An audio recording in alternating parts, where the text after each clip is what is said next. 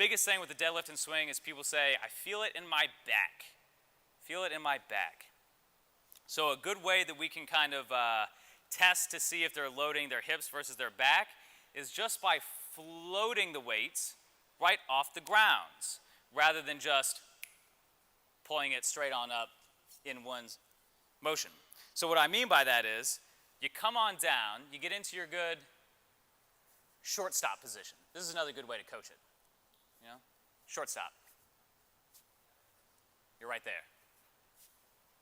Hip is the same. So from here, break the handle apart, tighten up the lats, and then I want you to float the weight 1 inch off the ground. Does that make sense? If you feel this a lot in your quads, glutes, hamstrings, you're probably going to feel this most in your quads because it's such a deep position here. You know that you're in a great setup. You know that you're in a great wedge.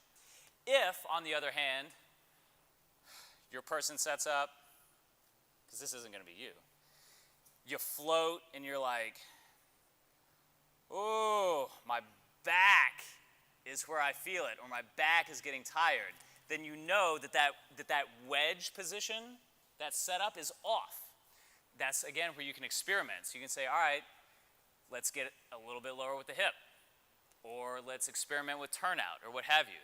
So the deadlift float is an amazing exercise in and of itself. So let's set on up with the deadlift, grab a hold tight, come down to your wedge, and we're just going to float it for a 10 count. So squeeze and float just a couple inches off the ground. Keep that tight grip on the handle, break the handle, keep into your lats, and you can experiment. You can raise your hip a little bit here. You can lower your hip a little bit here.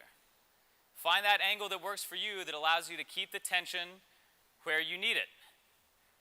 For 5, 4, 3, now let's stand up with it and lock your glutes hard and down and relax.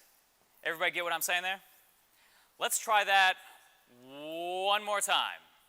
Set on up, float just a couple inches, tight grip, break the handle.